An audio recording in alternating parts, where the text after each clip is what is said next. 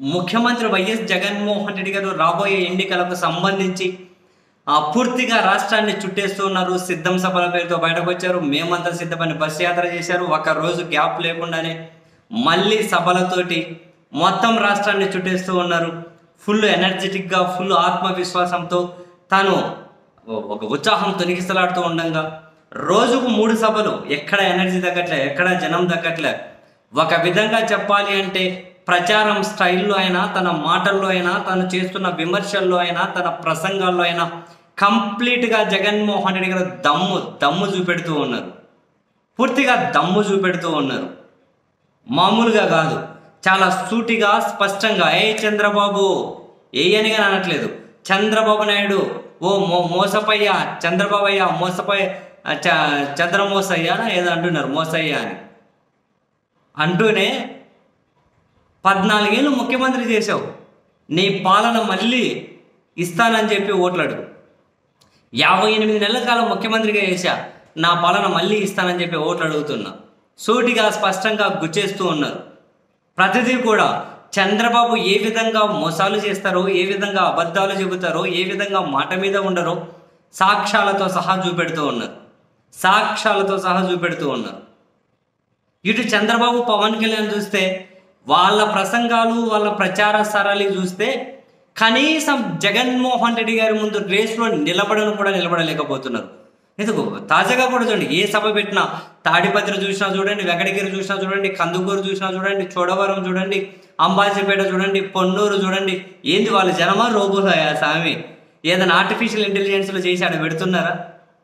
మరి వాళ్ళు కదా టీడీపీ మీడియా దీన్ని ఎట్లా సపోర్ట్ చేయాలి తెలియక గ్రీన్ మ్యాట్ ఎడిటింగ్ అంటున్నారు. ఆ జనమేంది మాస్టరు?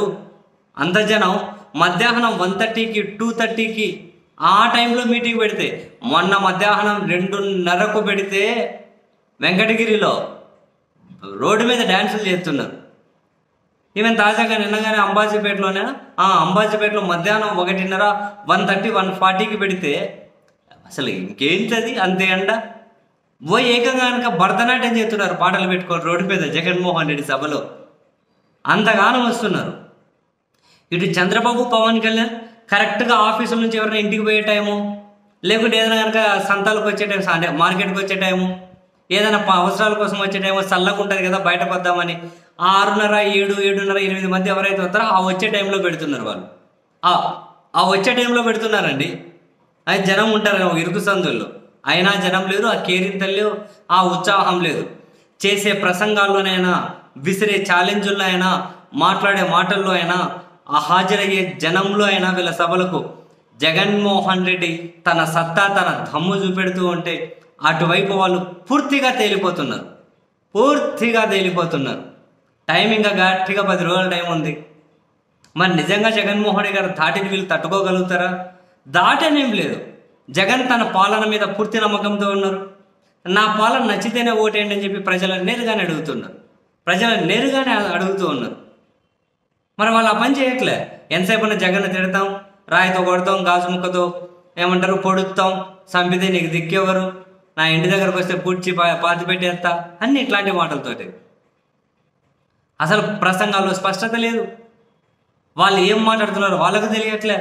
అరే నువ్వు జగన్ తర్వాత ఎడుతాయా, మీరు అధికారంలోకి వస్తే ఏం చేస్తారు చెప్పు. జగన్ అంటున్నారు అవన్నీ మోసకారి మాటలు. ఏ విధంగా తీసుకొని వచ్చి అన్ని 1,00,000 కోట్లు ఇస్తాడో అంటున్నాడు. మీరు సమాధానం చెప్పండి. లేదు కదా సమాధానం. సంపద సృష్టిస్తా అంటావా? మొత్తం ఆర్బీఐ గణాంకాలే చెప్పాక జగన్ 14 ఏళ్ళు చంద్రబాబు పాలనలో రెవెన్యూ డెఫిసిట్ ఎట్లుందో. మరి మీరు ఆన్సర్ చేయండి. జగన్ తిడతారేంటి? ఫ్రస్ట్రేషను, చంపుతామంటారు, తిడతామంటారు, రాళ్ళతో కొడతామంటారు. ఈ ఫ్రస్ట్రేషన్ ఎవరికి కావాలి? నీకు అధికారం లేకపోతే నీకు ప్రాబ్లం ఏమో, జనానికి కాదు కదా. ఎవరికైనా జనము ఇవ్వాలి అధికారం.